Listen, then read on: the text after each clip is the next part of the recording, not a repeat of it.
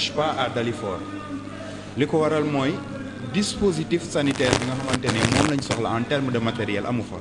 soit bu ñu waree def césarienne amul à Dalifort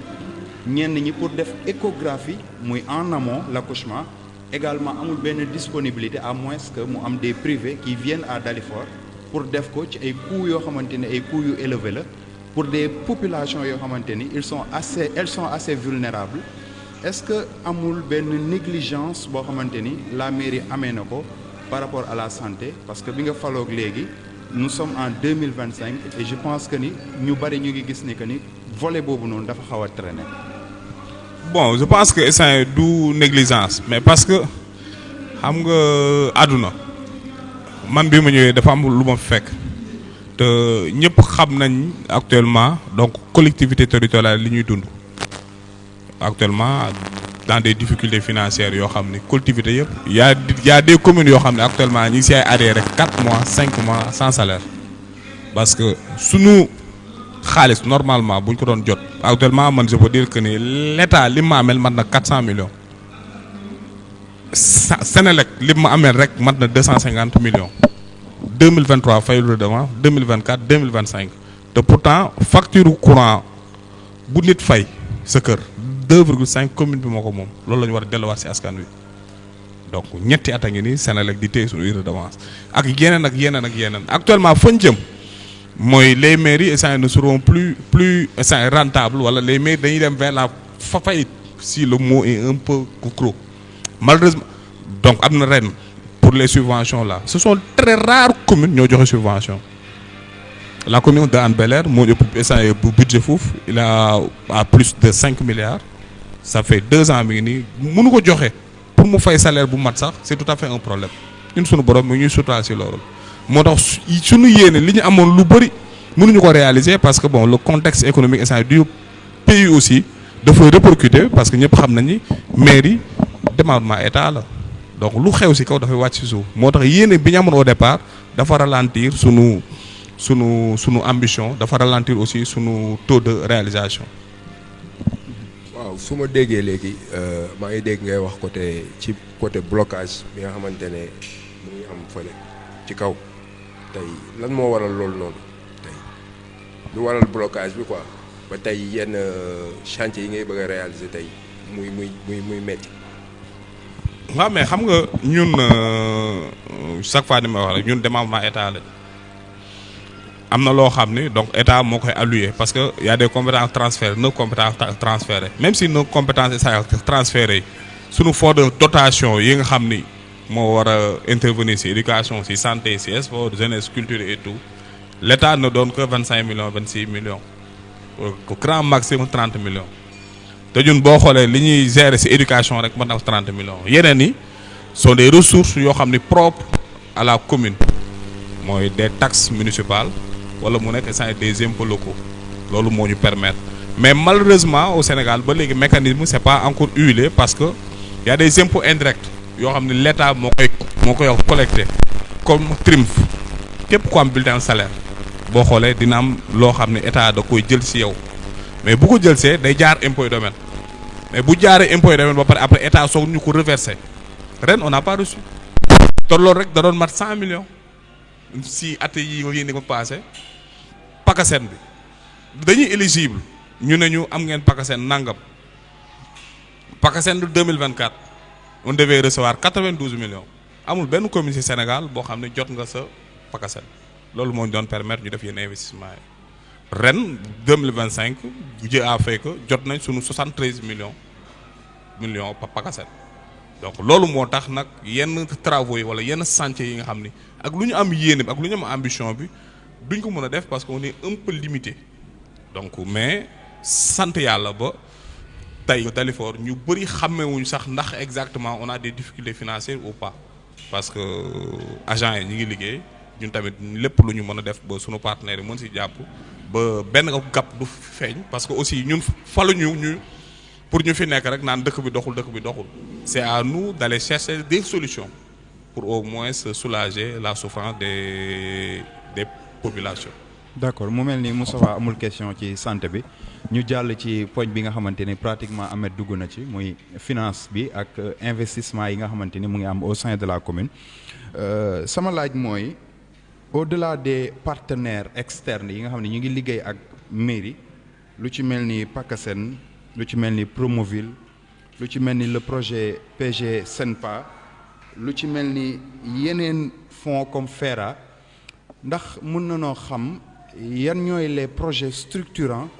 financés directement ci fonds wu mairie bi wala ci budget mairie bi bu ñu génnee ces fonds là partenaires yi. waaw parce que je pense que ni bu ñu génnee ces fonds yooyu noonu donc am na lu bëri aussi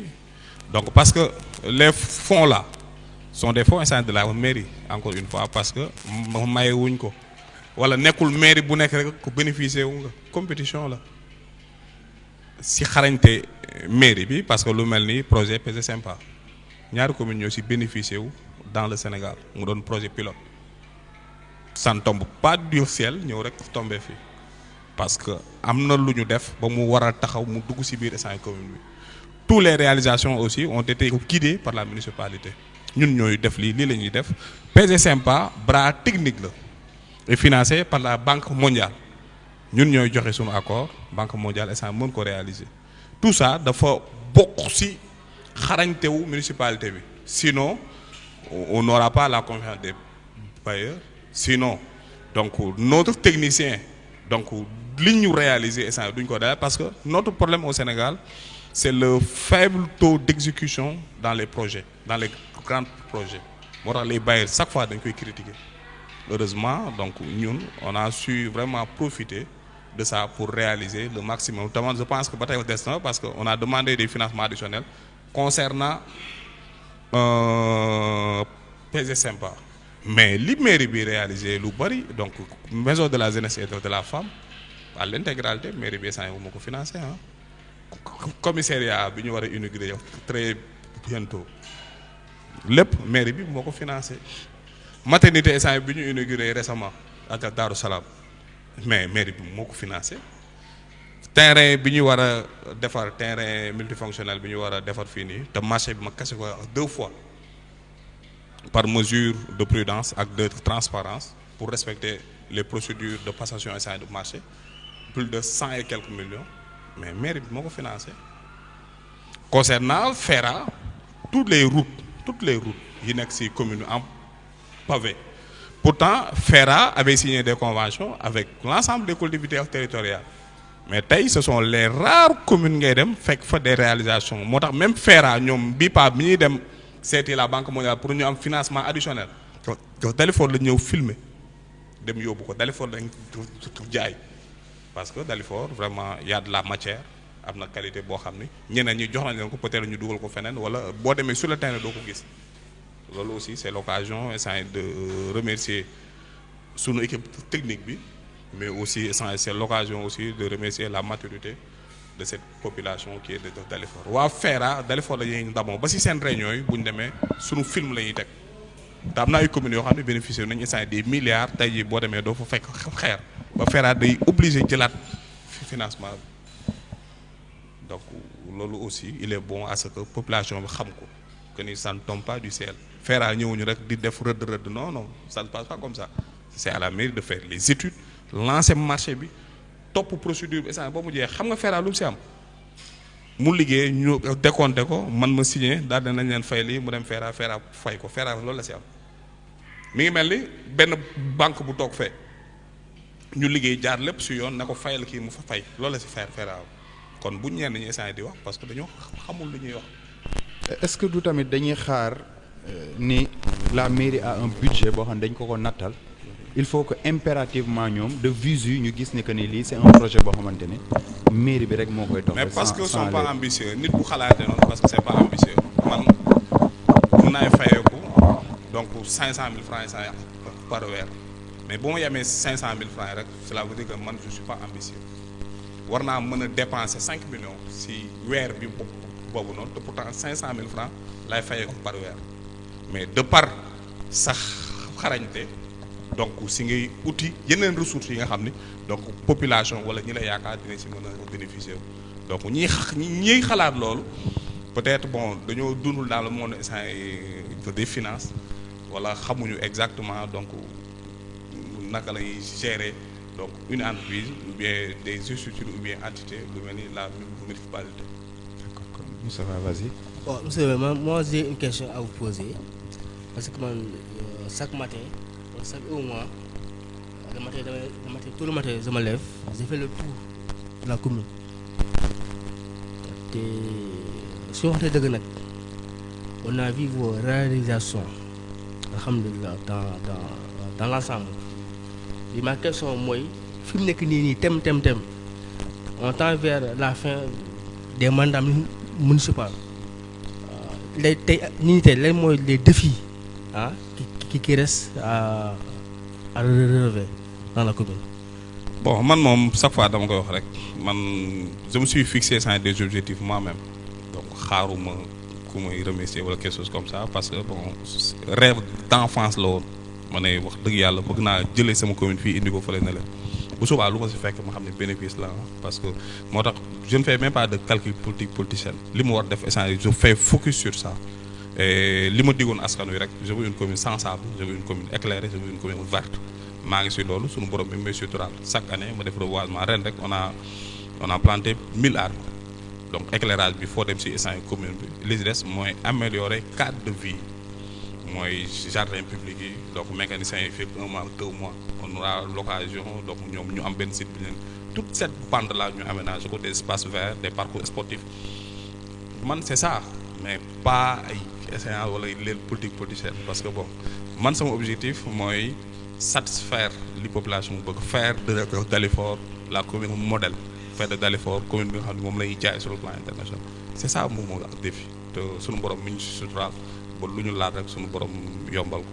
D'accord. Ahmed, vas-y. waaw monsieur le maire jamono jee weesu gis nañ la nga voyager dem Italie signer ay convention ak ay partenaires italiens ci usine tannerie ñu bëggoon xam mbir mi fan la toll ak convention boobu noonu nu mu demee. bon sant yàlla bu baax parce que nit ki boo yoree dara da ngay xam yow lan mooy sa point fort ak lan mooy sa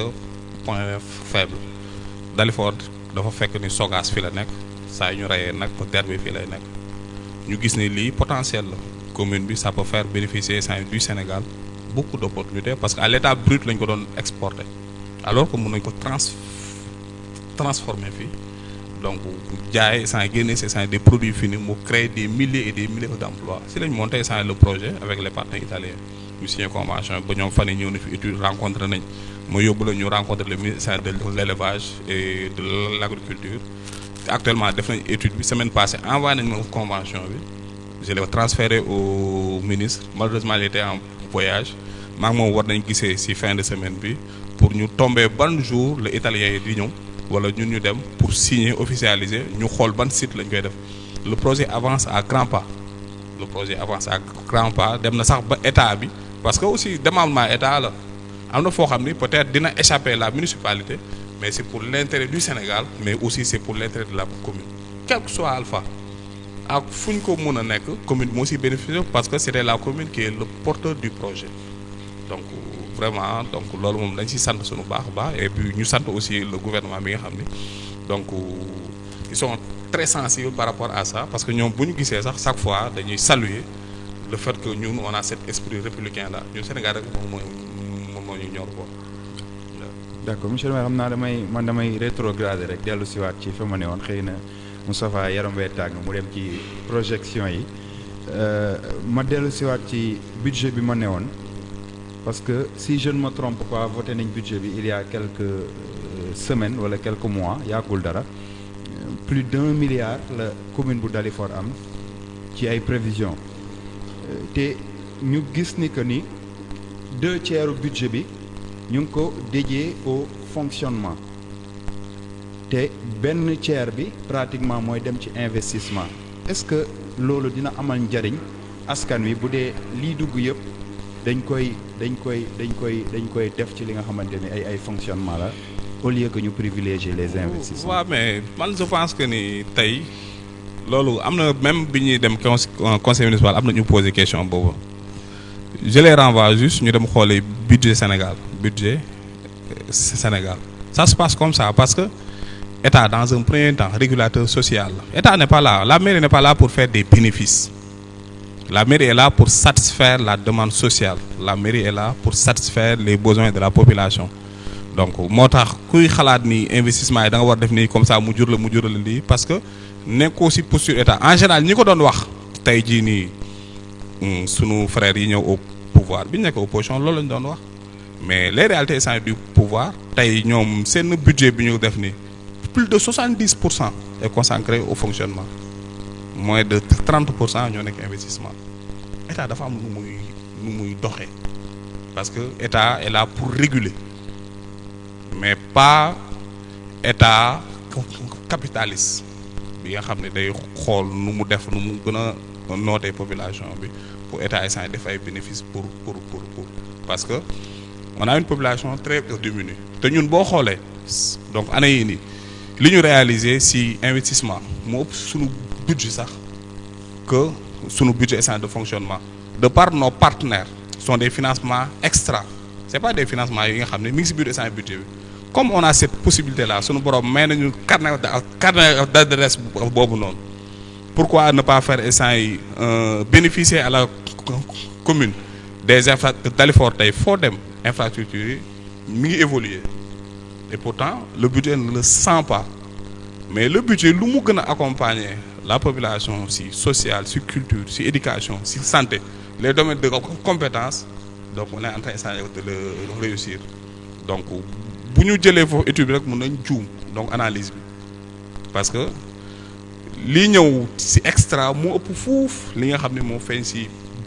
budget bi donc loolu aussi baax na nit ñi di am cette compréhension là.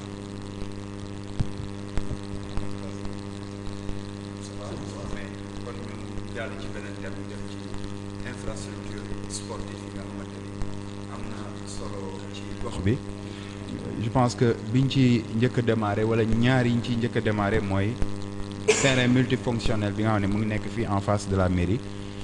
beneen bi di complexe bi nga xamante ne moo nekk au niveau de la cité gendarmerie lancé depuis quelques années mais jusque là amul évolution bii nga xamante ni nag moo nekk devant la mairie mu mel ni dafa am ay couac yoo xamante ne am na ci par rapport ak ñi ko war a liggéey gis nañ ni am na ñaari yoon xaalis yoo xamante ni dégagé nañ ko muy une enveloppe dégagée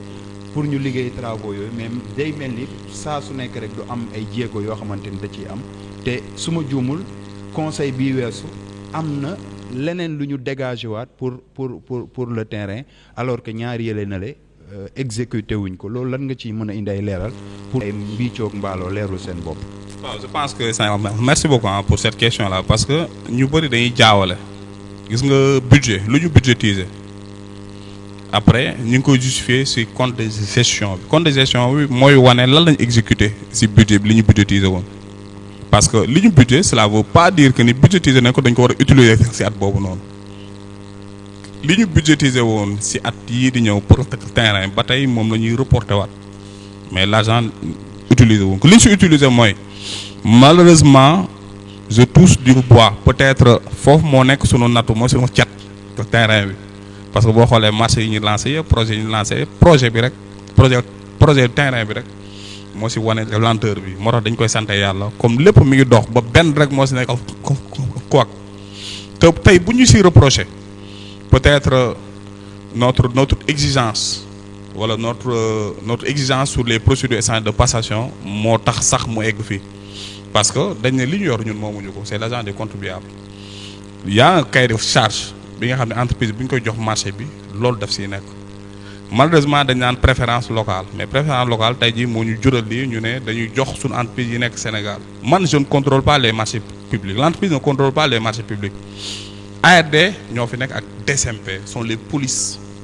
des marchés publics da ngay y a un plan de passation donc koy lancé foofu noonu mu am date nga lancé ko ci journal officiel entreprise yi soumissionné ñëw bii passé terrain bi ñu koy joxe y avait plus de 6 entreprises yoo xam ne ñoo soumissionné woon li nekk ci cahier de charge bi ak délai bi mu waxoon dina ko exécuter mais entreprise bi bu défaillante bu demee ba ci biir yaakaar ni peut-être gars yi li ñu war a liggéey yow liggéeyoo ko dem di taxawaalu ba sax délai ci jeex nga bëgg naan ay temps prolongé ma moi je ne fonctionne pas comme ça li nekk si cahier de charge da nga koy mën a respecté nga exécuté ko respecté woo ko ma topp li nga xam ne moom mooy yoon may ba bu subaa bu ñu ma laajee ma ne kii de lii la ñu waxoon respecté wul lii bu ci jaree fii ak 10 fois ñuy reprendre instant les procédures di ko teg te ñu respecté yoon rek man dama si wax alhamdulilah rabbil alamin tey jii la population daf ñu waroon remercier si le fait que ñuy respecter les procédures parce que bu subaa aussi ça peut nous rattraper mun nañ yàkkamti pour plaire une personne ou bien pour plaire une partie de la population en torpillant les procédures des marchés publics bu subaa aussi nous avons payé les pots cachés donc je pense que damay masawu nag les acteurs booy yi fa doon defee sport ñu fa doon basé man mii si la bokk parfois dama doon dem foofu entraîné fa et tout mais xaaruñu woon dina egg si fii mais gëm naa ne 2026 bu ñu ko lancé cette fois-ci suñu borom dinañu suturaal ñu tombé si entreprise bu baax parce que mën nañ dem bu nekkoon tey jii sama kër ma am sama xaalis mën naa dem choisir entreprise bu ma neex ma jox ko ne ko liggéeyal ma lii mais lii du fonctionner noonu da nga koy lancé gars yi soumissionné si ay këyit te pourtant entreprise bi ko gagné woon entreprise bu mag la amaan dafa dem ba si biir mu tollu diggante moo defar terrain sa Sadio Mané ak Bambali moo defar terrain Padois bi d'absolument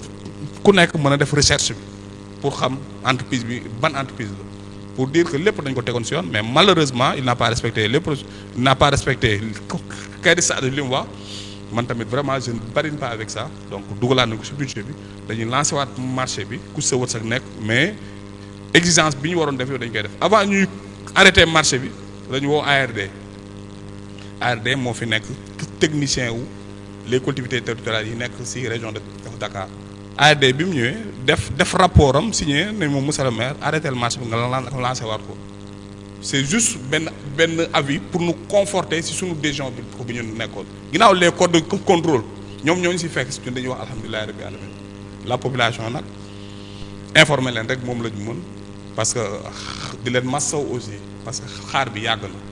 mais maa leen gën a bëgg inaugurer fuuf maa leen gën a bëgg terrain bi kii ma dem fa football fa ne lii maa ko réaliser kon nañ ko xam ni li leen métti bu leen méttee benn man métti na mu fukk man mi uti financement lancé ko Barcé mais nañu muñal rek parce que y a des normes dans ce pays là et on est obligé sans de les respecter. waaw monsieur le maire par rapport ak terrain multifonctionnel parce que si su ma dégloo ci sa wax léegi nee nga njëkkoon nañ ko lancé mu am blocage ñu lancé waat ko mu amaat ko parce que respecté wuñu procédure est-ce que mën nga ñu gën a indi leeral ci procédure ci respecté wuñu cahier de charge boobu noonu est-ce que mën nga ci gën a indi leeral parce que nekk na loo xamante ne dafa ñor askan bi parce que ces temps-ci soo xoolee moo gën a nekk na lu gën a viral sax ci réseaux sociaux yi parce que nekk na loo xamante ne Dalifort képp koo xam ne dëkk la boo xamante ne dëkku sport la plus particulièrement football ba nga tegee maquette bi amaana jeunes yëpp dañ ko apprécier te gis nañ volonté bi nga ci def mais blocage bi am bëgg nañ mu gën a leer ci seen bopp de telle sorte que tey jii nii bu ñu jógee ci jotaay bi nii ñoom dañ ci am xel mu dal beneen bi moom mooy ñu ngi jëm ci at bu bees est-ce que mën nañ am yaakaar que ne ci atu 2026 bii nii dañ leen mën a livrer terrain bi parce que soo xoolee ci dëkk bi sooy dox ñëpp ci waxu terrain bi la ñuy wax merci. mais loolu dama si sant yàlla parce que bu ma gisee engouement bi mu am cela veut dire que ne li ñuy def intéressé na population bi loolu dañ si sant yàlla benn bi si des mooy entreprise bu ko gagné marché bi c'est un contrat bi dafa am benn planning ñu ne dans les 2 semaines dina implanté wu dans les 2 semaines dinaa def fondation dinaa def essai mur de clôture les 2 semaines essai yu si topp dinaa rambale les 2 semaines yu si topp dinaa def lii demander avance de démarrage mais li ko waroon bi mu demander avance de essai démarrage 2 jours ñu jox avance de démarrage am léegi nag pour ñu dugalaat ko xaalis parce que état ni muy fonctionner da ngay liggéey ba pare nga décompté mu ñëw ñu soog la fay defal nañ ko avance de démarrage mu commencé mur de clôture yi commencé dem ba si biir mu taxaw après nag demaat ba si biir naan non da may defal benn essai décompte avance ma ne non moi je ne fonctionne pas comme ça parce que du sama xaalis loolu liggéey lañ lay fay mais loo liggéeyul instant bu ñu la ko fay bon peut-être il avait instant d'autres problèmes feneen mu impacté terrain bi donc fu nekk dem na fa wax naa ku nekk mais man vraiment je reste sur mes principes loolu moo tardel ba ca délai bi jeex bii délai bi jeexee man nag sa waayal délai bii la ñu waxoon ma woo ARD ñu ñëw ñu def constat bi envoyé rapport bi ma avisé DCMP jox ko avertissement donc def ko mise en demeure dama ko wax sa instant jotuma ko je l'ai envoyé en un huissier pour rek lépp leer moo transparence ba tey jii ni entreprise mi ngi may woo dimbali ma monsieur le maire maire ma 1 mois ma ne ko du man du sama xaalis bu subaa dañuy demander ay compte c'est pas que man maa lay may y a les textes qui sont là et on est obligé de respecter les textes donc peut-être rigueur boobu noonu tey moom mooy undee lii mais dama siy sant yàlla bu baax a baax et si c'était à refaire aussi dama koy defaat te dugal nañ ko si budget bi mois de janvier dinañ lancer waral marché bi en procédure d'urgence entreprise yu ñëwaat aussi rigueur boobu lañ leen di wax parce que aussi damay mel ni kuy liggéeyal sama bopp donc loolu moo tax marché bi taxaw mais gëm naa ni année 2026 bi dinañ ko réaliser cette fois-ci te gëm naa sax y aura d'autres projets parce que les Jeux olympiques et de la jeunesse donc vraiment donc def nañ si ay jéego ba ñetti communes yi nga xam ni war nañ leen accompagner donc pour pour améliorer pour defar leen terrain synthétique moo nekk Parcelles Assainies Kër Massar ak Dalifort bokk na si ñëw nañ fii ak seen essence technicien mu yóbbu leen terrain Dalifort yóbbu leen terrain bari ñi ngi def étude bi nee nañ banque bi validé nañ ko damay ñaan aussi la population que bu ñuy may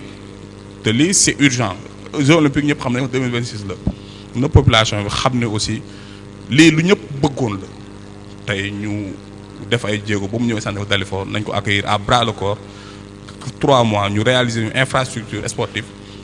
ba mu ñu mën a utaat ba mën a réaliser toute la commune toutes les infrastructures sportives dina tax suñu politique sportive essentiellement mën a avancer donc loolu moom c'est un message boo xam ne bëggoon naa ko lancer ay say APIX bi mooy terrain bële na la c'est le même problème moo dal APIX parce que si RSE yi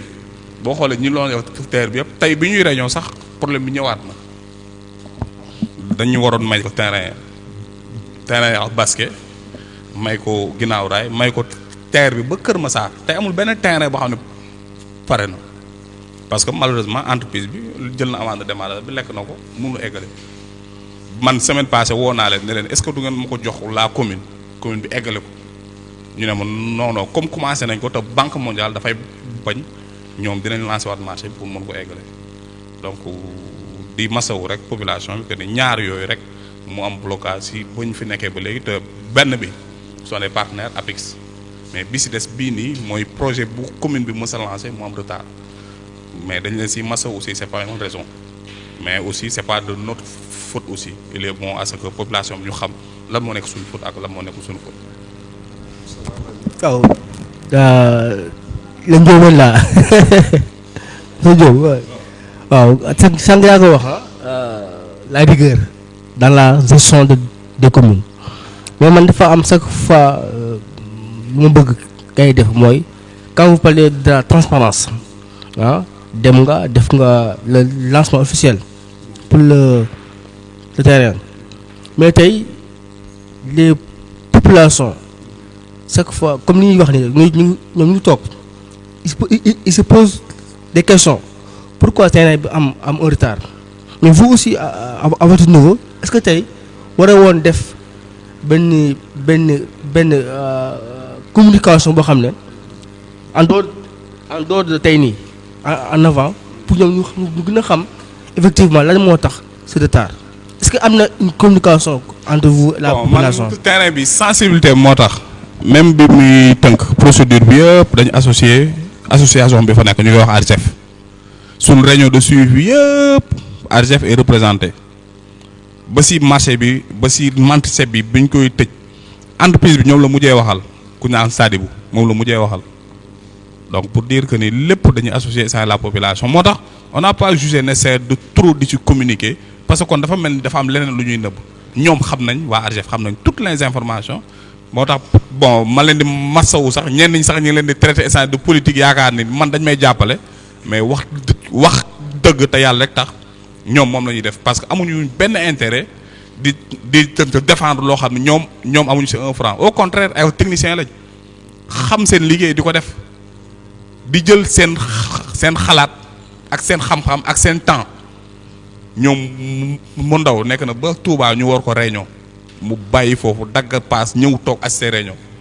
donc ñu mel noonu di sacrifier seen bopp pour évoluer mais malheureusement Sénégal moom moo tax ñuy wax da nga leen bàyyi après ñuy wax rek ñuy liggéey man ça ne me dérange pas parce que moi je suis un politique mais ñoom comme sont pas des politiques parfois mën nañ gis seen bopp wala ñu ko gedd mais dama leen di masawu rek ne leen ni c'est pour la bonne cause te dëgg mooy njëkk dëgg mooy mujj donc ensemble nañ continuer processus bi incha allah rabbi instant dinañ ko réaliser. d'accord monsieur le maire man damay des ci terrain bi ba tey parce que wax nga li nga xamante ni mooy la méthode de la mairie pour topp les entreprises yi doon liggéey terrain bi te sottiwul te selon les informations que nous détenons mooy kenn ki jotoon na encaissé à hauteur de 30%. keneen ki jot na encaissé à hauteur de 20%. Comme c'est l'argent du contribuable lan moo nar a nekk sa taxawaay pour bu dee 1000 francs la sax mu delluwaat ci li nga xamante ne jotoon nañ ko génne loolu benn la ñaareel bi j'ai vu sur les réseaux une vidéo Ndobin un jeune publié ko mais insécurité bi nga xamante ne moo nekk ci terrain boobu rebooru terrain bi am ay fer ay xeer mais néanmoins gis nañ ay xale yu ndaw insouciants di fa football et je pense que ni loolu également c'est de la responsabilité de la mairie lan moo war a nekk ci ni mu gën a gaawee taxawaayu mairie bi même bu dee continuer wuñ liggéey bi ñu sécuriser les périmètres ba benn xale du ca loro. waaw damay njëkkee si sa question bi nga njëkk ñi nga xam ne avant de démarrage yi joxoon nañ ko entreprise yi donc ñoom ñu liggéey lenn taxaw donc pour dire que ni lépp ça a été sécurisé parce que avant de démarrage bu ñu jox ko mujj gi 20% donc bi mu liggéeyee li mu liggéey après ça dañ koy évaluer marché aussi bu ñu la koy jox da ngay déposer garantie da ngay déposer kii de caution sa banque dafay nekk trésor bi ñu joxee mise en demeure dañ def copie au niveau du trésor le payeur bi ñu résilié léegi moom dafay saisir banque entreprise bi directement donc pour récupérer ko donc loolu moom donc état mettre na instant des mécanismes nit koo xam ne xamul les procédures passation wala de la comptabilité publique moo siy soucié wu mais chaque fois dañuy évaluer moom li mu liggéey ak li nga xam ne instant boo si des te ñun actuellement comme entreprise moo fautif donc waa trésor ñoom bind nañ banque entreprise bi pour récupérer l'intégralité instant du montant ba keroog ñu def évaluation li mu fi liggéey ak li nga xam ne géeyu ko fi loolu moom vraiment waa trésor ñu ngi siy liggéey beneen bi si des gis naa vidéo bi muy circuler bon am na information bu mu si joxe bu baax mooy biñ ne xale yi ñuy war a seetaan et tout loolu vraiment dinañ si jël ay mesures te loolu aussi on est tous instant responsable ñun ak population bi ñu téye xale yi ba ñu bañ si comme marché bi lancé waat nañ ko en mesure instant dugal nañ ko si ñu ngi ko dugal si plan de passation parce que il fallait que budget bi jàll d'abord ñu valider ko ñu doog ko ci plan de passation bi mois de janvier bi ñu mën ko lancer gëm nañ ni rapidement donc dinañ éradiquer tout ça ba ñu mën ko réaliser te kenn du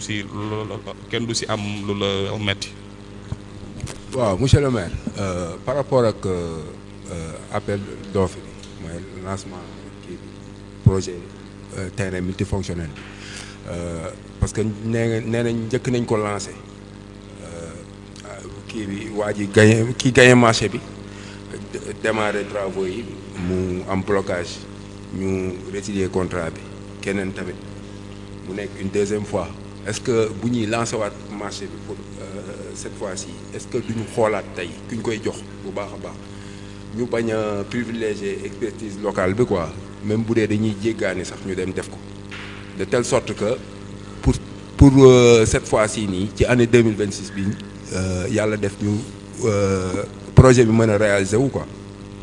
wax naa la xam nga marché moom ñi xam marché parce que bëgguma sax trop ñu siy ñëw mais xam nga marché ñi xam marché xam nañu def dafa am message cahier de charge dafa ne da nga naan entreprise bii nii di nga am expérience 5 ans di nga indi ay référentiel lan ak lan nga def lan ak lan nga liggéey lan ak lan nga liggéey kooku xam nañu entreprise bu mag la te DAPS entreprise de DAPS bi ko gagné woon entreprise bu mag la Sénégal stade yu bëri moo ko liggéey wane référence yëpp li ñu laajoon ci papier mu indi lépp fournir toutes les informations mais kooku bu demee ba ci biir mu fayir man lu ma ci mun donc c'est ça parce que ñu tam dañu am ay limites mën nañ ko sécuriser serré ko mais toujours bon peut-être bii nattu la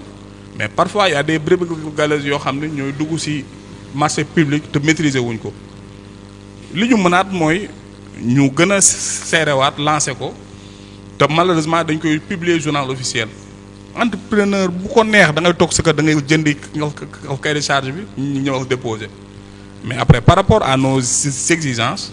donc peut-être ñu yokk expérience bi yokk essence capacité financière bi ba nga xam ni entreprise bu mag moo koy gagné mu mën ko livrer dans les meilleurs délais loolu kese lañ mën. leneen li ma si laajaat rek moom mooy sànq su ma déglee sama frère bi Baye Ndongo dafa ne ki njëkk a gagné marché bi yóbbu na 30% keneen ki yóbbu 20% pourcentage boobu ñu yóbbu noonu est-ce que wàññiwul xaalis bi. non sànq instant moom laay wax parce que lu waay liggéeyul lu waay liggéeyul duñ la ko fay loolu ay wax la rek xam nga ay rumeur la xam nga nit ñaan yóbbu na te kenn mun laa wax ne kii lii la def et tout loolu ay rumeur la rek ni ñuy liggéey lu waay liggéeyul bu demee trésor instant da koy rejeté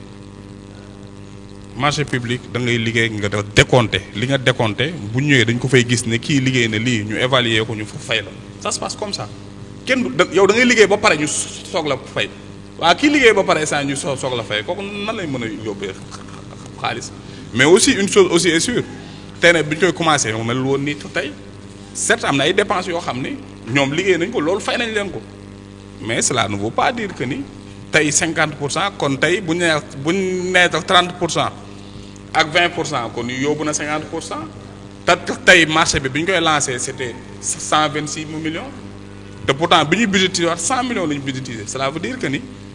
bu ñuy wax en évaluation jëluñu même pas donc 1/5 du marché donc kon ñiy wax loolu maîtriser wuñu instant li ñuy wax. d'accord kon après poñ boobu ñu jàll ci beneen point bu am solo muy njàng mi ak njàngale bi ñu gis ni à Dalifort ci ay milliers de population pour les enfants il n'y a effectivement que 2 écoles publiques mooy école Abou Diop ak école CFA et malheureusement avant cette émission j'ai fait le tour un peu partout dans la commune dama dem ci zone bu Daaru Salaam mais en réalité ils se sentent marginalisés par rapport ak njàng bi ak njàngale bi parce que seeni ay doom dañuy def des kilomètres pour rejoindre école élémentaire de Dalifort wala ñu dem CFA ñenn ñi par faute de moyens ils ont abandonné très tôt l'école ci impact boobu noonu est-ce que jàppoon ni itam war ngaa gën a mën a yokk jéego yooyu noonu ngir njàng mi ak njàngale bi particulièrement cette zone bi nga xamante ni sentir na ni ñoom c'est un autre Dalifort boo déggee ci seen ay kàddu rek loolu la ñuy wax ndeem am na ku ci nekk jàngat boo ci mën a def. waaw donc je pense que cette situation-là c'est vraiment une situation que nous déplorons waa Darou Salam Touba Seras Mohamed Issa dañ leen di massawu aussi loolu mais aussi il faut nga reconnaître que ni aussi c'est une situation boo nga xam ni dañ ko fekk on est en train de chercher aussi des solutions cela ne veut pas dire que ni fii lañ ko fekk rek noonu lañ koy maintenir non biñ ñëwee aussi fekk nañ fi benn décret présidentiel bu le maître Abdoulaye Wade signé woon pour def instant yenn zones yi nekkoon des baux maraîchers mu def ko zone d'équipement donc si lañ uti financement pour def ba poser woon première pierre école de Darou Salam malheureusement donc il y avait des failles administratives ba ki moomoon baux maraîcher bi attaqué le décret bi mu attaqué sans le décret si la waa ak DSCOS ne nañu arrêté marché bi loolu moo tax foofu espace ba tey mi ngi fa donc mënuñu avancer moom mënul avancer fan yi rek bind naa le ministre des collectivités territoriales et de l'urbanisme pour mu ñu accompagner ñu ko on a budgétisé ren pour ñu reprendre l'école Darou Salam Darou Salam aussi comme ni nga ko waxee rek foofu tout est urgent ñun bi ñu fi ñëwee tey boo xoolee Darou Salam je peux dire que ne la fa nekk 99% man maa ko fal def tële karo yi fa nekk yëpp fan la Daaru Salaam bi may ñëw zone boobu yëpp benn case de santé bu moo fa amoon tey jii Daaru Salaam ku feebar da ngay dem faju ji donc cadre de vie bi c'est nettement amélioré l'éclairage public ñenn ñi dañ doon jëndal seen bopp lampe pour mën ko taal donc la sécurité donc pour dire que ni on a fait beaucoup d'efforts mais je pense que ba léegi y a des efforts à faire moo tax bon ñu classé ko zone prioritaire parce que yeneen cités yi ak ko Dalifort peut-être dañ ko njëkk a juddu wala ñu njëkk ko yàgg et tout genre de noonu li ñuy bénéficier wu moom amagu ko moo tax je suis d'accord ñoom bu ñuy jooy ne dañoo bëgg a mel comme Dalifort wala mel comme cité seen jooy dégg nañ ko te ñi siy liggéey que ni incha allah rabbi donc on a budgétisé un montant pour def école primaire Darou Salam mais aussi d'autres infrastructures sportives comme culturelles comme maison de la femme bi nga xam ne bëgg nañ ko fa def incha allah rabbi suñu borom suturaal ñu ba ñu mën koo réaliser. waaw monsieur le maire par rapport ak école primaire u Darou Salam bi parce que defoon nañ pose première pierre ñu dem ba ci biir ñu ne dafa am problème litige foncier ba tax waa Descos arrêté woon travaux yi su ma déggee sa wax sànq yaa ngi expliqué que ne budgétisé waat nañ kii bi nu mu tëddee école bi ba travaux yi dina reprendre ñu bëggoon xam ci yan délai la loolu di mën a am parce que urgence la parce que comme ni ko sama frère waxee léegi Baye Ndongo waa Darou Salam ñoom dañoo sentir ne dañ leen marginaliser quoi te benn instant seeni doom tamit suñuy jàngi dañuy jéggaani te wax dëgg yàlla war na nekk loo xamante ne priorité lay doon ñu bëggoon xam rek ci yan délai lay ndax mën nañ xaar ci 2026 bi loolu mu réalisé wu. waaw non parce que mënuma joxe délai parce que aussi am na loo xam ne maîtriser naa ko am na loo xam ne maîtriser wu ma ko le foncier c'est pas nekkul man mais peut-être bu neexee le ministre des collectivités territoriales et de l'urbanisme suba l'assiette foncier mën na nekk à la commune de Dalifort ñun administration lu ñu mun moo nekk bind mais aussi loolu aussi ñu ngi siy xaar soutien population bi aussi parce que tey ñoom lañ koy defal population waruñu toog rek xaar daal ne maire ñoom aussi dañ si am parce que li may def du pour man li gënoon am solo moo nekk le financement on l'a trouvé l'assiette foncier il est là-bas disponible le décret présidentiel il est là ñëpp gis nañ ko injustice la ñun comme administration département état la mënuñu lu dul bind courrier officiel on l'a fait des nag population bi aussi bu waree jóg war a wax pour ñu dégg ko pour loolu mën a am population bi aussi dafa war a jóg dégg comme ça mu nekk lu ko mais bu fekkoon financement man li ma war moo nekk uti naa ko financement bi am na fi bu l'assiette foncier disponible woon suba donc école bi dañ koy commencer ba suba mais loolu ça ne dépend pas de moi beneen bi si des du foofu kese la ñuy xaar askan wi parce que du mën a ñi ñëpp que Dalifort vraiment on a une population très civilisée population modèle mais ñu si ëpp donc il y a tellement de perspectives il y a tellement de niches au niveau de la commune jooy naa ko fu nekk yuuxu naa ko j'ai écrit un courrier au premier ministre au président de la République des équipements marchands yi nga xam ne commune moo ko moom lu mel ni marché au poisson lu mel ni Beau Marché lu mel ni Sogas nga xam ne commune moo ko moom de droit Beau Marché bi muy nekk pompier oto bu génn da doon fay à la commune de Hann Bel-Air pour 200 francs tey équipement yooyu yëpp commune bi amu si 1 franc régime bi fi nekkoon man bindoon naa jàkkaaroon naa ak le président wax ko ça n'a pas abouti ma yaakaaroon ni ñii buñ ñëwee di wax jubal jubanti donc war na mën a gën a yomb d'autant plus que ministre bi dëkk suñu commune benn année maa ngi suivre période tabaski DAF Vision mu seeti le ministre de la pêche mu interroger ko ci question bi ne ko yow fi nga dëkk de marché central au poisson maire bi ci xeet loolu ñu jàppale mu ne DAF Vision maa ngi xaar le maire bind ma officiellement yëg naa ni bind na premier ministre même bind ko ma si le lendemain laa ko bind courrier officiel réponse bi ma amoon sax si premier ministre man aw ma ko sax si moom parce que au moins premier ministre man amoon na la courtoisie répondre ma ne ma il a été très sensible que imputé na dossier bi le ministre des collectivités territoriales moom mi fi dëgg nag si biir essence commune le lendemain laa ko bind avec toute la documentation réponse sax par courtoisie je ne l'ai pas reçu donc yooyu ñun lu ñu mënuñu génn di sànni xeer mi meer la ñu yor mënuñu génn di wax mais aussi li ñu may mooy lépp lu ñu ci def ñu ne askan wi lii def nañ ko fii lañ si yëpp donc loolu moo tax aussi loolu tamit may éclairer la lanterne des populations. Ok, monsieur le maire, quand on parle de l'éducation sama xel dafa am fu muy daw muy la compétence muy jàngu métier parce que bu ñu xoolee tamit quand on parle de éducation aussi parfois gars yi dañuy fàtte le volet de la formation professionnelle et quand on voit la commune de Dalifort les jeunes sont âgés de 15 à 20 40 ans mais ñu ëpp ñoom ils n'ont pas de qualification et chaque fois ils demandent des emplois. Est-ce que tey yow te le maire vous pensez que di nga am des volets yoo xam ne nga mën a permettre ces jeunes là mën a am fu ñuy demee di jàng xam-xam peut wuti des emplois en dehors de l'éducation. waaw donc je pense que loolu aussi instant daf ñu ñor moo tax maison de la jeunesse et de la femme ñu ngi fay xalaat des incubations yoo xam ne au moins yenn xale yi nga xam amuñu métier dinañ leen former mais nag il faut nit ñi xam ne aussi suñu compétence dafa am fu muy yem ñun école primaire la suñu compétence yem en tant que collectivité sanitaire territoriale mais nag waruñoo seetaan suñuy raq wala suñuy jarbaat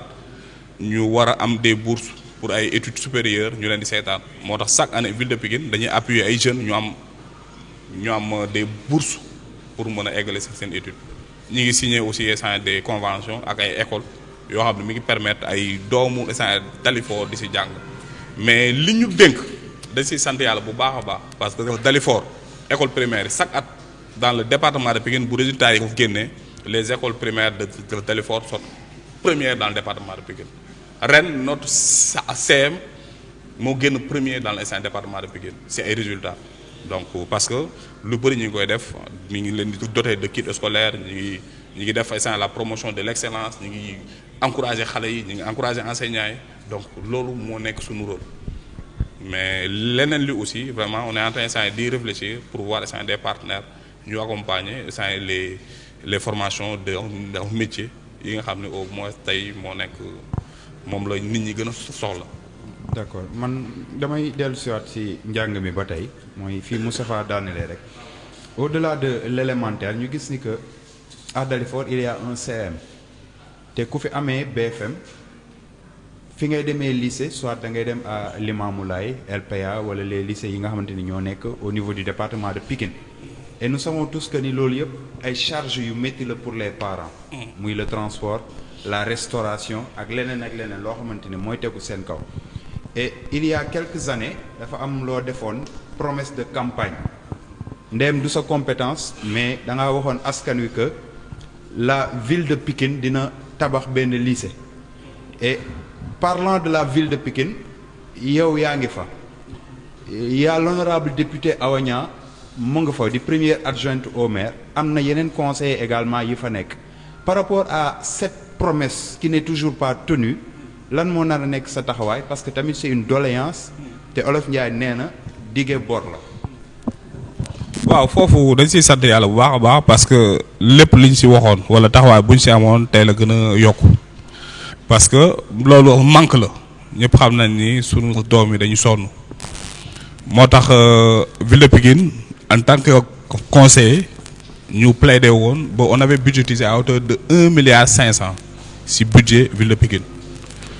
mais toujours comme problème bi ñu dal si école primaire bi moo ñu dal foofu noonu parce que dafa amoon instant benn site mooy mécaniciens yi fa la ñu nekk ñu waxoon assureurs yi ñoo ko moomoon mais état exproprié na woon utal leen site Zac Mbao donc ne site boobu noonu waaye urbanisme assuré lu ñu woon ne mën nañ ko mettre à la disposition de la commune pour ñu defal ko un lycée ba ville de Pikine lancé woon na marché bi mais à notre grande surprise si la waa AMSA ñëwaat nekkati après dañ ko jaay AMSA da ko jënd au tribunal mu nekk des problèmes de foncier bi nga xam ne mooy suñu problème Dalifort actuellement donc loolu moo tax lycée boobu instant mujjeewul aboutir mais y a des perspectives ba tey ñu ngi ci réflexion yi parce que ci biir Fourrière ginnaaw ville on est en train de discuter avec le ministre de l'éducation donc ñi ngi xool exactement wala feneen bu dul commune parce que sunu problème actuellement c'est le problème foncier am nañ un site bu fi nekk nii mooy Bayal Tambédou qui est 8 hectares mais malheureusement qui appartient à un privé. Fan yii le passé j'avais un courrier au président de la République pour mu exproprier ko état rek moo mën a exproprier la mairie mënul exproprier parce que boobu noonu mooy problème marchand ambulant yi bi mu fi amee et tout mais état dafa am nooy waxee ak moom ma ne ko mun nga exproprier les 8 hectares pour en faire benn centre essence commercial moom pour régler problème am mais aussi pour defar Dalifort un lycée ak benn stade municipal. Donc loolu état rek moom rek ñun bu ñu amoon instant lépp possibilité on allait le faire donc bind naa leen ñoom bon peut-être instant dinañ exploiter piste boobu mais ba tey ji li ma am borom site bi mi ngi jéem a jaay site am man tamit li ma revient de droit moo nekk ma taxé ko foncier non bâti pour mën ko décourager pour moom mu mën a gaaw ak jaay ko donc loolu aussi dina permettre commune bi instant mais pour dire que notre véritable problème c'est un problème de foncier moo dal waa Touba Seras waa Darou Salam ñu bëri dëkk nañ ci kër te amul këyit dans cette zone là c'est une zone à problème bombe à retardement la même population déggoo ña fa dëkk ñëpp kenn amul këyit moo tax fan ñi ngi initier benn forum bu mag boo xam ne commune bi ñi amul këyit ñëpp donc ñu xool naka la ñuy inviter le ministre de l'urbanisme ak ñu yor domaine suuf pour ñi amul këyit ñu mën leen war ni yoon bi mën nañ def essence ba amul këyit parce que tôt ou tard le problème mën na surgir da nga am sa kër dëkk ci ay at nga génn àdduna te doo ko mën a jaay wala doo mën a dem banque nga hypothèque ko wala nga ko gagé ko donc tey foofu noonu je peux dire que 90% ñi dëkk Touba Seras Déggo ñi dëkk Darou Salam loolu mooy un dal te loolu moo impacté aussi ay sites yu bëri yoo xam ne mi ngi nekk bu béy Dalifort am na ay cités sax ba tey donc titre foncier global la ñu am ba tey amuñu titre foncier individuel boo demee cité comme mairie problème boobu la ñu am donc notre véritable problème actuellement dans cette commune là c'est un problème de foncier si on règle le problème essentiel de foncier lépp lu ñu bëgg a tabax lépp lu ñu bëgg a aménager incha allah essentiel dinañ ko aménager. waaw monsieur le maire maa ngi ñëwaat quand on parle toujours de l'éducation moi ça m'intéresse parce que bon je suis dedans je suis acteur gis nañ temps parce que le ministre de la formation professionnelle am benn programme ambitieux bu mu def mooy dugal des daara dans l'éducation gis nañ tey ak Kaolack monsieur maire Seyni Mboup jox na benn terrain ak d'autres pour ces fils daara am foo xam ne mën nañu faa est-ce que tey yow tey la maire tey loolu tey est-ce que tey jox nga les daara benn terrain pour am fu ñuy kiyee comme ñëpp rek. waaw je pense que li maire Kaolack mun maire Dakar mënu ko le mètre carré à Kaolack mënul romb 5000 francs le mètre carré à Dalifort actuellement 250 000 les 50 mayu la ko et malheureusement ñun on est plus un détenteur des titres de l'État les titres de l'État c'est au niveau des domaines ñun mënuñoo joxe suuf li ñu mën mooy adopter des politiques yi nga xam ni dafay accompagner donc les sëriñ daara te loolu on vient de le faire récemment saa yu ñuy subventionné y a une association des sëriñ daara dañ leen di subventionné di leen accompagner seen activité lépp lu ñu am lu baax lépp lu ñu am même bu ñuy def échange dotation bu ñuy doté école yi dañ leen di échange doté waale donc ñun loolu lañ mën accompagner leen mais malheureusement on n'a pas cette possibilité de les donner des sites yoo xam ni ñoom dinañ ko mën a def titre mën fa def day def daara parce que ñëpp xam nañ ñun ñi ngi am problème mu tabax école waaw léegi ki am problème mu tabax école kooku est-ce que dina mën a am suuf boo xam ne dina ko mën a maye pour ñu def ay daara. Mohamed nga continuer def bu dee am nga question boo xam ne day dem en ce sens balaa ñuy dem ci beneen thème bi parce que ñu ngi par rapport ak maison de la jeunesse de la femme et de la culture bi moom laay wax parce que est-ce que par rapport ak soo demee ci yenn communes yi da ngay gis dañuy jël ay animateurs socio-éducatifs ñu nekk foofu seen rôle moom mooy dañuy former jeunes yi nga xamante ne ñoo nekk ci commune bi en entrepreneuriat da ngay gis daal ci centre kii bi nu mu tëddee lieu bi mooy maison de la jeunesse bi day am animation tout le temps ay formation day am ay forum day am tey est-ce que mairie bi tey mu ngi envisager loolu noonu di am ci yenn communes yi mu am fii nii ci suñu commune Dalifort bi. waaw man damay wax alhamdulilah rabbil alamin parce que maison de la jeunesse et de la femme bi mu commencé ubbi yàggul mais chaque jour boo demee di nga fa fekk formation essentielle des femmes wala ay jeunes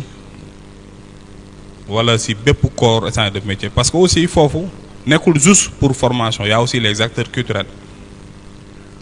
y a aussi ñi def arts martiaux parce que ñëpp la tey jii essentiel boo demee bokk na si mujjee juddu mais contenu ba fa nekk pareegul nag de on est toujours en chantier mais ñi ngi jéem a parfaire affaire yi on a aussi essentiel des partenaires yoo xam ni xam naa ni fii ak mois de janvier février dinañ gën a gis maison de la jeunesse et de la femme dina gën a attractive fan yi ñi ngi doon financer ay jeunes yoo xam ne essentiel dañ lay former boo génnee ñu financer la tey boo demee foire bi nga xam ne festival suñu doole suñu cosaan organisé na ko y a la maison de la femme boo xam ne maison de la femme bi exposé na fa ñu ngi fay jaay essentiel des produits yoo xam ne femmes yi ñoo def formation transformé ko lañ ko jaay ko fa donc yooyu yëpp am na mais bon je pense que ni mu war a melagu ko mais parce que c'est en construction donc ñi ngi associer tous les mécanismes et aussi essentiel des partenaires ñi ngi ñëw am na sax benn partenaire boo xam ne ñuy waxtaan pour mu def fa benn studio bi nga xam ni donc d'enregistrement et tout boo xam ni sunu artistes yi sunu rappeurs yi et tout dootuñu génnati mais dinañ rester dans la commune pour mën a def seen métier normalement. d'accord xam naa dañuy waaj a dugg ci dernier thème bi nga xamante ne mooy jeexal jotaay bi mais balaa ma ciy dugg dafa am ay interpellation yoo xamante ne moom la ñu jot muy jóge ci RGF Fitness ñoom ñu ngi interpellé par rapport à la subvention bi nga xamante ne ñu ngi koy jagleel l'ensemble des mouvements et associations de la commune est-ce que nekkul dañ ci gisul seen bopp ak réellement ci en termes de transparence subvention yi nu mu demee ba ñu mel ni ñoom gisuñ seen bopp. waaw parce que RGF Fitness donc ñoom ay partenaires lañ avec la mairie tey boo xoolee am na association yoo xam ne jox nañ leen subvention ñun li ñuy accompagner RGF Fitness mu ëpp sax lu ñu jox association yooyu noonu ci subvention donc je pense que amoon nañ yéene parce que lépp option la ah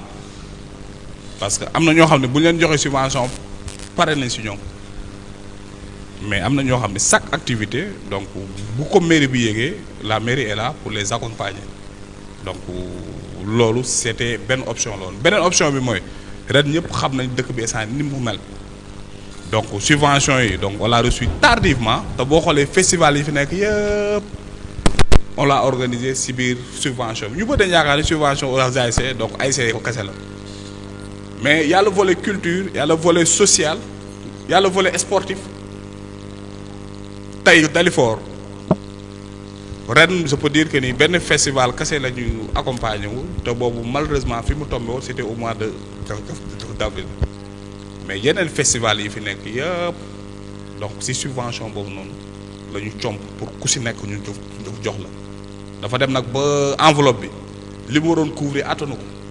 loolu moo tax ñenn ñi ñuy trouver aussi d'autres plages pour me leen satisfaire donc loolu moo tax RGF duggagul loolu moo tax aussi y a d'autres structures ren la presse locale musul dugg mais ren dugg nañ donc ak yi la dañuy ñaan yàlla da déwén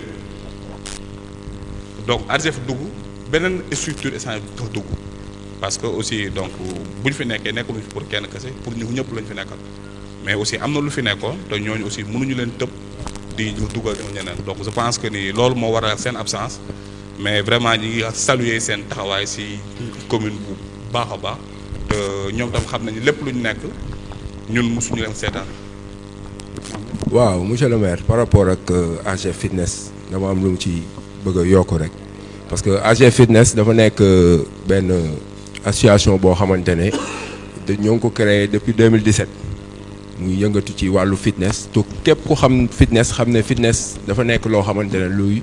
wàllu tàggat yaram la ba pare te tamit dafa baax ci santé tey boo xoolee commune bi Dalifort bi yëpp mën naa ne dañuy ñëw AGF te ñu ngi ciy santé seen bopp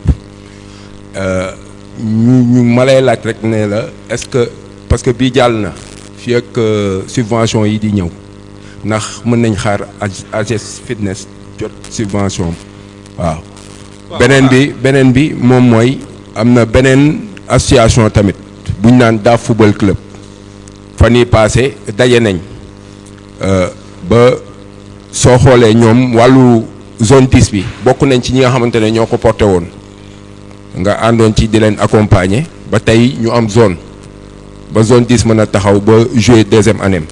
fan yii passé daje nañ ba dajale ak pratiquement ñi nga xamante ne ñoo nekk ci boppu ASC yi ñu toog bëgg a taxawal li ñu naan club division régionale tey jii nii ñoom it est-ce que ci subvention boobu noonu tey jii nii jotul tamit ñoom it ñu bénéficier wu ci waaw. waaw foofu instant li ma siy répondre lu simple la AGF mérité nañ am subvention comme aussi d'autres associations yu fi nekk si biir instant commune bi di évoluer mérité nañ ko am mais comme li ma expliqué rek mais cela ne veut pas dire que ni amuñu subvention rek mairie bi da leen seetaan amuñu seen benn activité bu ñu def te mairie bi accompagne en tout cas bu ñu ko yëgee y a aussi d'autres disciplines dans la commune yoo xam ni ñoom tamit vraiment ñi ngi yëngu di représenter instant commune bi instant dignement wax naa ren ni ñu def ba dugal la presse locale même bu fekkee c'est de façon symbolique donc déwén am nañ yaakaar dugalaat d'autres structures pour revenir si DAF football club man si la bokk je suis membre de cette association donc man bi may nekk maire Dalifort amul zone peut-être sunu borom instant dogal na si sama magistère ak ñoom si seen accompagnement ak si compréhension wu toutes les ASC de la commune si lañu sunu borom dimbale ñu am zone mais warul yam foofu dañu war a am un club te club bi wax naa leen moi je suis le premier partenaire de ce club là te ñoom xam nañu man maa ngi siy dox ñoom ñi ngi siy dox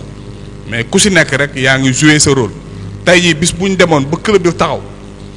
donc kon si la ñuy xam ne instant la commune est là pour DAF football club ou bien la commune est pas là instant pour instant DAF football club parce que loolu moo ñuy permettre suñu politique sportive ñu mën ko instant gën a valoriser parce que on a des écoles de football yu fi nekk vraiment ñu am ay entraîneurs yu jàmbaar yu sonn mais pourquoi pas ne pas les fusionner ñu am suñu centre école de basket yi fi nekk gars yi ñu ko góorgóorlu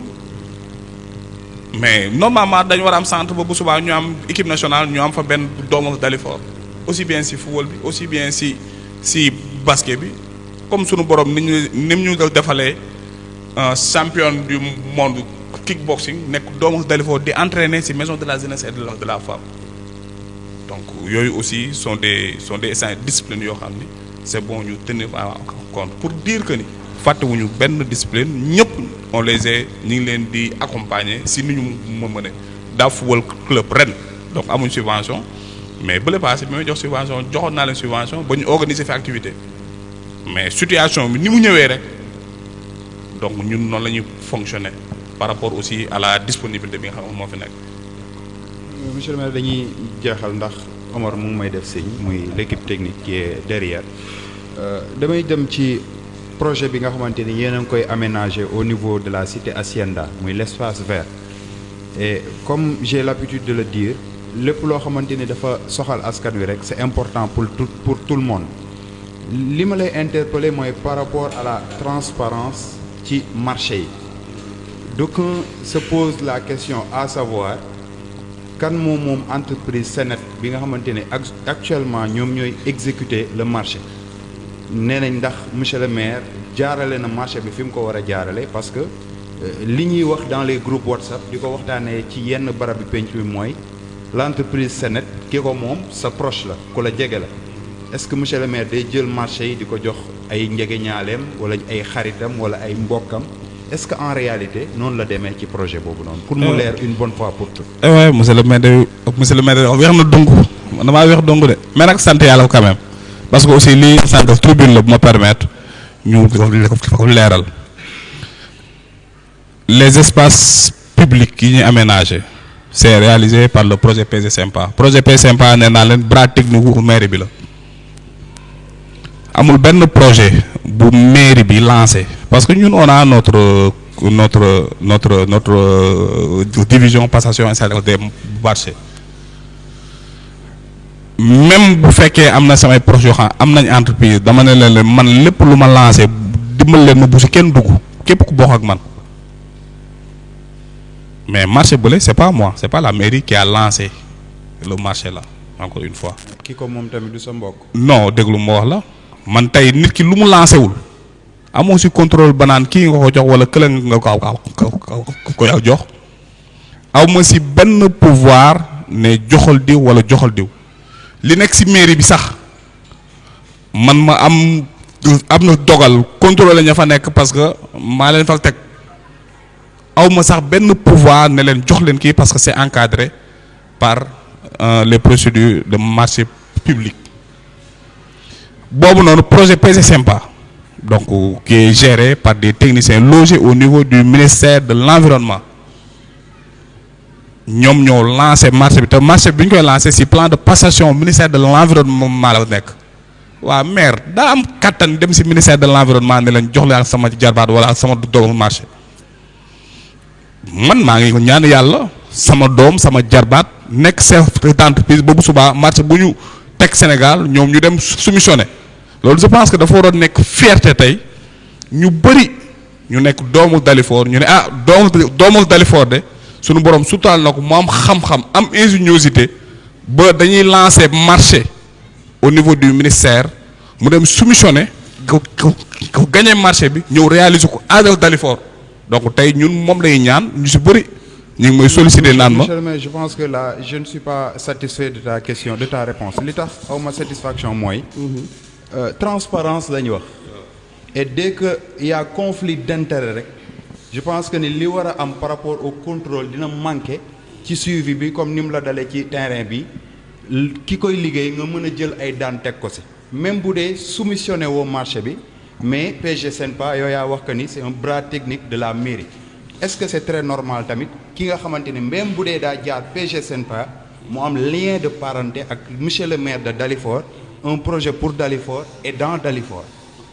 encore une fois xam nga du ma la dog saa yoo posé question dama lay bàyyi nga poser sa question librement après man ma jël question bi tontu donc vraiment su may waxati nag ma may rek ma daaneel ba pare. d'accord après nga soog a jël. parce que dañ nekk fii tey pour leeral lépp lu war a leer ñu leeral ko encore une fois li ma wax projet PG Sympa c'est un projet boo xam ni du man maa koy saytu. c'est logé au niveau du ministère muy gérer ñaari commune la commune de Hann Bel-Air et la commune de Dalifort Foirail bi ñuy def y a un cabinet de contrôle y a un cabinet de suivi la mairie ne contrôle pas la mairie ne suit pas même si papier de réception yi mairie bi du signé amul fu si penn fu mairie bi du signé ministère moo recruté un cabinet agrégé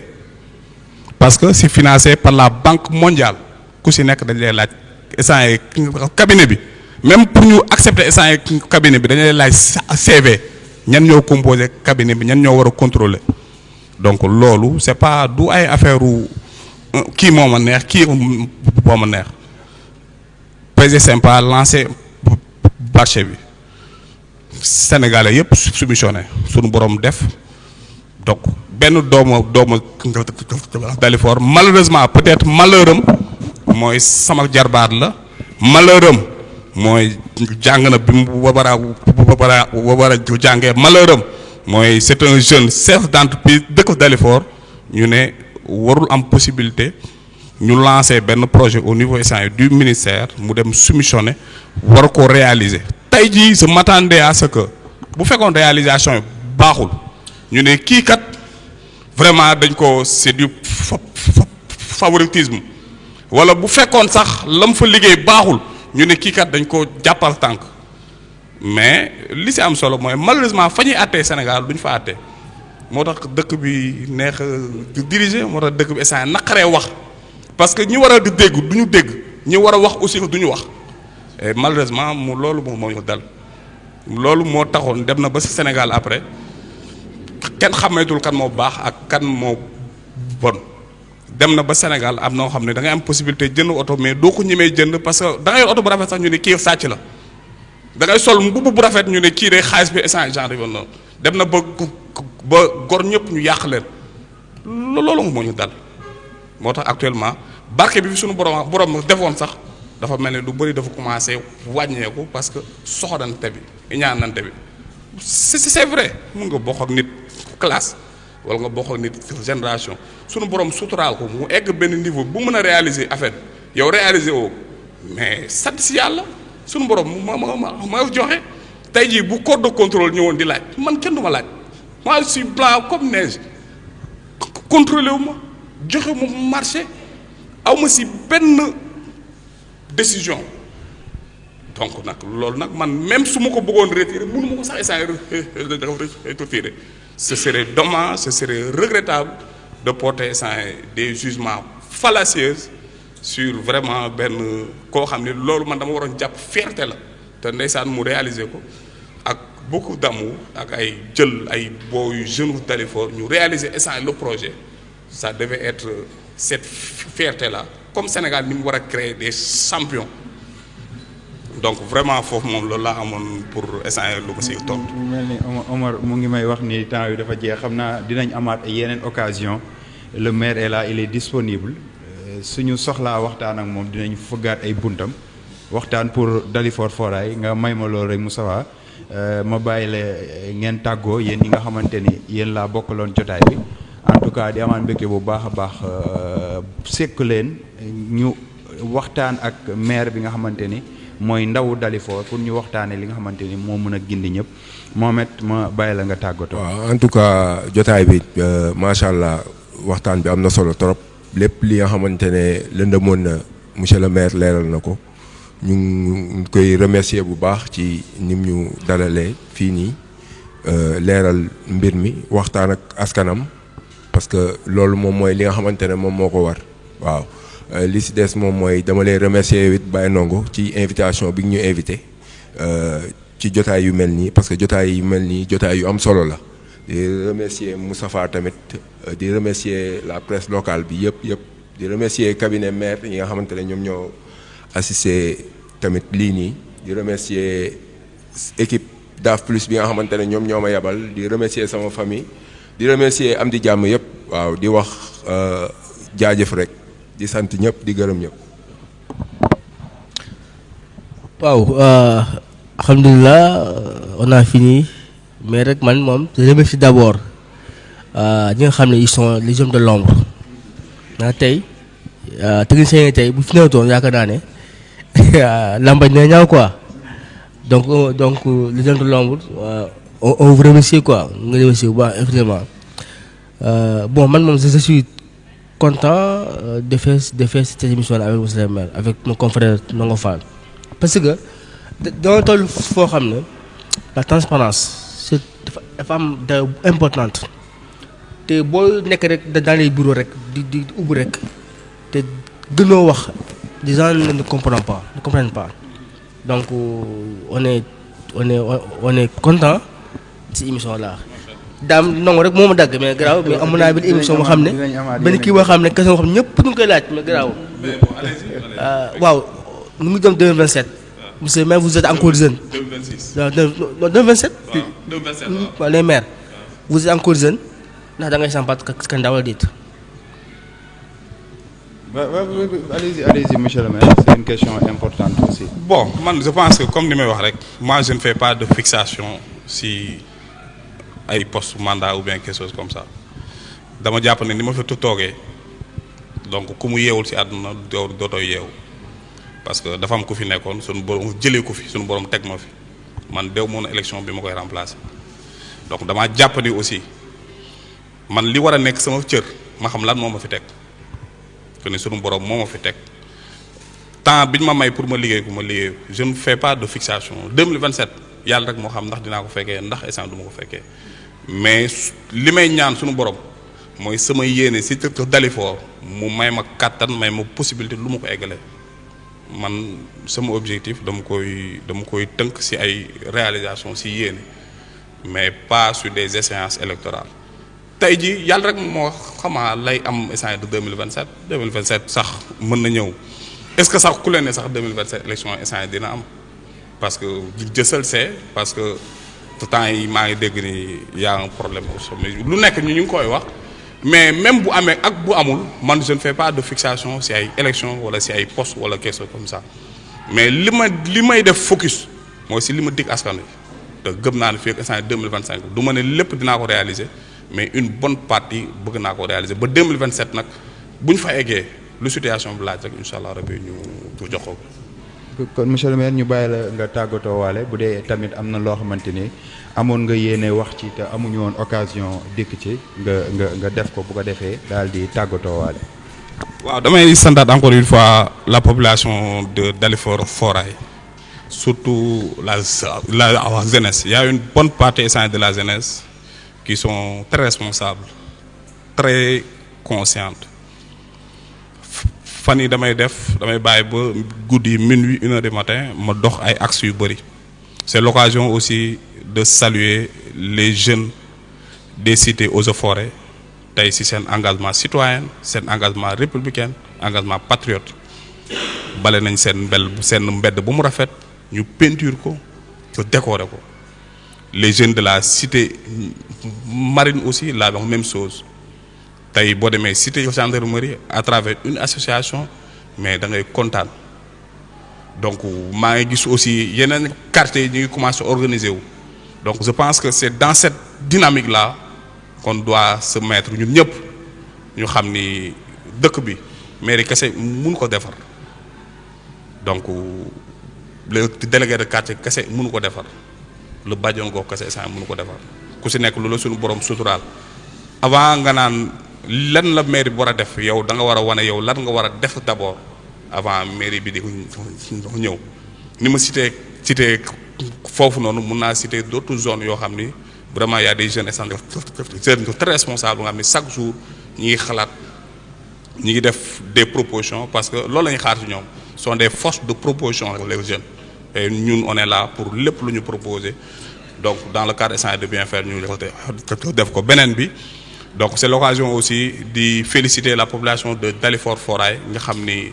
récompensé woon nañ leen donc si prix de l'excellence bi nga xam ni donc ENDA organisé woon nañu compétition bi donc xam ni 28 pays africains ñoo si participé woon il y avait plus de 737 participants donc au final 24 ont été récompensés et sur les 24 il y avait que 6 collectivités yoo xam ne Sénégal lañu nekk te si 6 collectivités yi la commune de Dalifort génn première donc tey loolu ñun bu ñu demee ba ñu koy essayer discerner prix de l'excellence boobu noonu peut-être c'est à travers ma personne le maire mais ça a été essayé discerné par la municipalité ça a été discerné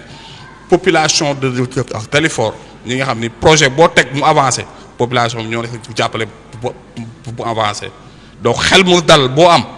population bi ñoo la may xel mu dal accompagne la ci projet ba tey ñu mën a proposer essayé des projets ba ñuy essayé récompenser sur le plan africain donc c'est l'occasion aussi de remercier le conseil municipal de la commune de Dalifort Foirail vraiment yi nga xam ne c'est composé par